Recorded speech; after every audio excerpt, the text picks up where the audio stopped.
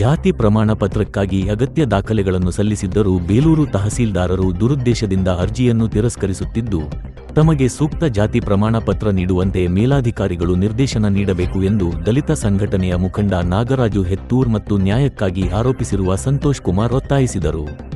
ಪತ್ರಿಕಾಗೋಷ್ಠಿಯಲ್ಲಿ ಗುರುವಾರ ಮಾತನಾಡಿದ ಅವರು, ಪರಿಶಿಷ್ಟ ಜಾತಿಯ ಆದಿಕರ್ನಾಟಕ ಹೊಲೆಯ ಸಮುದಾಯಕ್ಕೆ ಸೇರಿದ್ದು, ರಾಜ್ಯ ಸರ್ಕಾರ ಹಾಗೂ ವಿವಿಧ ನ್ಯಾಯಾಲಯಗಳಿಂದ ಆಹ್ವಾನಿಸಲಾಗಿರುವ ಹುದ್ದೆಗಳಿಗೆ ಅರ್ಜಿ ಸಲ್ಲಿಸಲು ಜಾತಿ ಪ್ರಮಾಣ ಪತ್ರದ ಅಗತ್ಯವಿದೆ. ರಾಜ್ಯ ಸರ್ಕಾರದಿಂದ ಆಹ್ವಾನಿಸಲಾಗಿರುವ ಗ್ರಾಮ ಆಡಳಿತಾಧಿಕಾರಿ, ಸಿವಿಲ್ ಪೊಲೀಸ್ ಕಾನ್ಸ್ಟೇಬಲ್ ಸೇರಿದಂತೆ ವಿವಿಧ ಹುದ್ದೆಗಳು ಹಾಗೂ ವಿವಿಧ ನ್ಯಾಯಾಲಯಗಳ ನೇಮಕಾತಿಗಳಿಗೆ ಹೊಸದಾಗಿ ಜಾರಿಯಾಗಿರುವ ಪರಿಶಿಷ್ಟ ಜಾತಿಗಳ ಒಳ ಮೀಸಲಾತಿ ವರ್ಗೀಕರಣದ ಪ್ರಕಾರ ಜಾತಿ ಪ್ರಮಾಣ ಪತ್ರ ಅಗತ್ಯವಿದೆ ಎಂದು ಹೇಳಿದರು. ಈ ಹಿನ್ನೆಲೆಯಲ್ಲಿ ಬೇಲೂರು ತಾಲೂಕು ತಹಸೀಲ್ದಾರರ ಕಚೇರಿಯ ಕಸಬಾ ನಾಡ ಕಚೇರಿ ಮೂಲಕ ಜಾತಿ ಪ್ರಮಾಣ ಪತ್ರಕ್ಕಾಗಿ ಜೂನ್ 12, 2026 ರಂದು ಹಾಗೂ ಜುಲೈ 3, 2026 ರಂದು ಅರ್ಜಿ ಸಲ್ಲಿಸಿದ್ದೇನೆ ಎಂದರು. ಅರ್ಜಿಯೊಂದಿಗೆ ತಮ್ಮ ಮೂಲ ಶಾಲಾ ವ್ಯಾಸಂಗ ಪ್ರಮಾಣ ಪತ್ರ, ನಮೂನೆ 1ರ ನೋಟರಿ ಅಫಿಡವಿಟ್, ಆಧಾರ್ ಕಾರ್ಡ್, ಚುನಾವಣಾ ಗುರುತಿನ ಚೀಟಿ ಸೇರಿದಂತೆ ಚಿನ್ನೇನಹಳ್ಳಿ ವೃತ್ತದ ಗ್ರಾಮ ಲೆಕ್ಕಾಧಿಕಾರಿ, ಕಂದಾಯ ನಿರೀಕ್ಷಕರ ವರದಿ ಹಾಗೂ ಗ್ರಾಮಸ್ಥರ ಮಹಜರು ವರದಿಗಳನ್ನು ಸಲ್ಲಿಸಲಾಗಿದೆ ಎಂದು ತಿಳಿಸಿದರು. ಆದರೆ ಕೆಳಹಂತದ ಅಧಿಕಾರಿಗಳ ವರದಿ ಹಾಗೂ ತಾವು ಸಲ್ಲಿಸಿರುವ ದಾಖಲೆಗಳನ್ನು ಪರಿಶೀಲಿಸಿದ್ದರೂ ತಹಸೀಲ್ದಾರರು ಅರ್ಜಿಯನ್ನು ಅನುಮೋದಿಸದೆ ಸುಮಾರು 21 ದಿನಗಳ ಕಾಲ ಕಾಯಿಸಿ ನಂತರ ಅರ್ಜಿಯನ್ನು ತಿರಸ್ಕರಿಸಿದ್ದಾರೆ ಎಂದರು. ಅರ್ಜಿದಾರರು ಜಾತಿಗೆ ಸಂಬಂಧಿಸಿದ ದಾಖಲಾತಿಗಳನ್ನು ಒದಗಿಸಿಲ್ಲ ಹಾಗೂ ಕೇಳಿದಾಗಲೂ ನೀಡಿಲ್ಲ ಎಂಬ ಕಾರಣವನ್ನು ತಿರಸ್ಕಾರ ಆದೇಶದಲ್ಲಿ ಉಲ್ಲೇಖಿಸಲಾಗಿದೆ.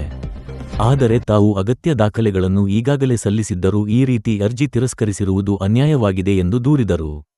ಆಗಸ್ಟ್ 25 ರಂದು ಸ್ವತಃ ತಹಸೀಲ್ದಾರರನ್ನು ಅವರ ಕಚೇರಿಯಲ್ಲಿ ಭೇಟಿ ಮಾಡಿ ಅರ್ಜಿ ತಿರಸ್ಕೃತಗೊಂಡಿರುವ ಬಗ್ಗೆ ಗಮನಕ್ಕೆ ತಂದ ಸಂದರ್ಭದಲ್ಲಿ ತಮ್ಮ ಅರ್ಜಿ ಸ್ವೀಕೃತಿ ದಾಖಲೆಗಳನ್ನು ಮೇಜಿನ ಮೇಲೆ ಎಸೆದು ಏನು ಬೇಕಾದರೂ ಮಾಡು ಎಂದು ಏರು ಧ್ವನಿಯಲ್ಲಿ ಹಾಗೂ ತುಚ್ಛವಾಗಿ ವರ್ತಿಸಿದ್ದಾರೆ ಎಂದು ಅವರು ಆರೋಪಿಸಿದರು. ಇವನಿಗೆ ಕೇಳಿದ್ರೆ ನಿನ್ನ ಸಂಬಳ ಕೂಡ ಪ್ರಾವಿಷನ್ ಇಲ್ಲ ಅಂತ ಹೇಳ್ತಾರಂತೆ. ಇವನು ಎಲ್ಲಿಗೆ ಹೋಗ್ಬೇಕು?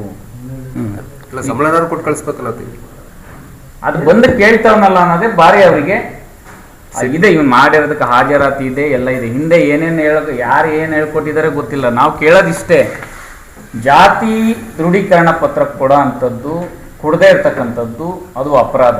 ಎಲ್ಲದಾಗ ಡಾಕ್ಯುಮೆಂಟು ಕೊಟ್ಟು ಅವ್ರು ಹಿಂಗೆ ಆಟ ಆಡಿಸ್ತಿದ್ದಾರೆ. ಮೊಕ್ಕಕ್ಕೆ ಕೊಡದೆ ಎಸಿತಾರೆ, ಮೊಕ್ಕಕ್ಕೆ ಎಸಿತಾರೆ ಅಂದರೆ ನಾಚಿಕೆ ಆಗಬೇಕು ಆ ತಹಸೀಲ್ದಾರಿಗೆ.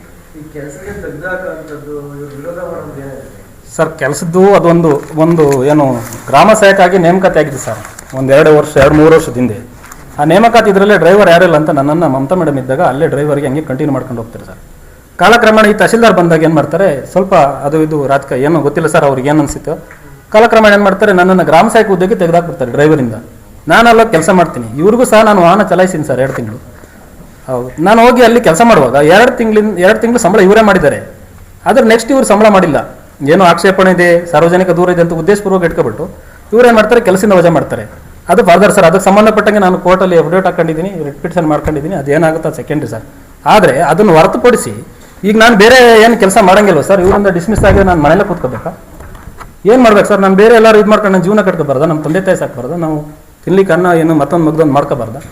ಇವ್ರು ಈ ರೀತಿ ಮಾಡಿದ್ರೆ ನಾವು ಹೆಂಗೆ ಸರ್ ಜೀವನ ಮಾಡೋದು? 1 ವರ್ಷದಿಂದ ಬರೀ ಇವ್ರದ್ದು ಇದೇ ಕತೆ ಸರ್. ನಾನು ಈ ಕ್ಯಾಸ್ಟ್ ಸರ್ಟಿಫಿಕೇಟ್ ಹಾಕಿ 3 ತಿಂಗಳಿಂದ ಸರ್ ನನಗೆ ಕ್ಯಾಸ್ಟ್ ಸರ್ಟಿಫಿಕೇಟ್ ಕೊಡ್ತಾ ಇಲ್ಲ. ಇನ್ನೊಂದು ಏನು ಗೊತ್ತಾ ಸರ್, ಸುಪ್ರೀಂ ಕೋರ್ಟ್ ಗೈಡ್ಲೈನ್ನ ಎಲ್ಲ ಅಧಿಕಾರಿಗಳು ಮಿಸ್ಯೂಸ್ ಮಾಡ್ಕೊತಿದ್ದಾರೆ. ಸುಪ್ರೀಂ ಕೋರ್ಟ್ ಗೈಡ್ಲೈನ ಕರೆಕ್ಟಾಗಿ ಅರ್ಥ ಮಾಡ್ಕೊಳ್ಳಿ. ಈಗ ನಾನೇನೋ ಈ ಧರ್ಮದಿಂದ ಇನ್ನೊಂದು ಧರ್ಮಕ್ಕೆ ಹೋಗ್ತೀನಿ ಅಂದರೆ ಜಿಲ್ಲಾಧಿಕಾರಿಗೆ ನಾನು ಅಪೀಲ್ ಹಾಕಬೇಕು. 1 ತಿಂಗಳು ಕಾದಿರ್ಸಿರ್ತಾರೆ, ಇವನು ಯಾವ ಧರ್ಮದಿಂದ ಎಲ್ಲಿಗೆ ಹೋಗ್ತಿದ್ದಾನೆ ಅನ್ನೋದಕ್ಕೆ ನೋಟಿಸ್ ಬೋರ್ಡು. ಆ ಥರ ಇದ್ದರೆ ಅವರು ಆಧಾರ್ ಕೊಡಲಿ, ಕ್ರಿಶ್ಚಿಯನ್ ಧರ್ಮಕ್ಕೆ ಕನ್ವರ್ಟ್. ಈಗ ನಂದಿದೆಯಪ್ಪ, ನಾನು ಕನ್ವರ್ಟೆಡ್ SC ಕ್ರಿಶ್ಚಿಯನು, ನಂದು ಎಲ್ಲಿ ಬರುತ್ತೆ, BCM A ಬರುತ್ತೆ. ಎಲ್ಲ ತಿಳ್ಕೊಳ್ಳೋದೇನಾದರೆ ಎಲ್ಲ ಸೌಲಭ್ಯ ಕಳ್ಕೊಂಡು ಹೊರಟೋಗ್ಬಿಟ್ರು ಅಂತ. ಯಾರ ಸೌಲಭ್ಯನೂ ಎಲ್ಲೂ ಹೊರಟೋಗಿಲ್ಲ. ಏನು ಹೇಳ್ತೆ ಅಂತ ಹೇಳಿದ್ರೆ, ಯಾರು ಪರಿಷ್ಠ ಜಾತಿಯಿಂದ ಪರಿಷ್ಠ ಪಂಗಡದಿಂದ ಯಾರು ಕ್ರೈಸ್ತ ಧರ್ಮಕ್ಕೆ ಮತಾಂತರ ಆಗ್ತಾರೆ, SC ಸೌಲಭ್ಯ ಮಾತ್ರ ಇಲ್ಲ ಅಷ್ಟೇ. ಜಾತಿ ದೌರ್ಜನ್ಯ ಆದರೆ ಅಟ್ರಾಸಿಟೀಸ್ ಕೇಸ್ ಹಾಕೋ ಬರಲ್ಲ. ಮತ್ತು SC ಸೌಲಭ್ಯದಲ್ಲಿ ನಾವೇನು ಅಪೀಲ್ ಮಾಡ್ಕೊಂಡು ಜಾಬು ಶಿಕ್ಷಣ ಪಡ್ಕೊಳಕ್ಕಾಗಲ್ಲ. ಅಷ್ಟು ಬಿಟ್ರೆ ಮೀಸಲಾತಿ ಇಲ್ಲ ಅಂತಲ್ಲ, ಪ್ರತಿ ಒಂದು ಜಾತಿಗೂ ಕಂಪಲ್ಸರಿ ಮೀಸಲಾತಿ ಇದೆ. ನಮ್ದು ಈಗ 95 OBC ಬರುತ್ತೆ ನೋಡಿ, ಪ್ರವರ್ಗ 1ಕ್ಕೆ 4% ಇದೆ ನಮ್ಮದು.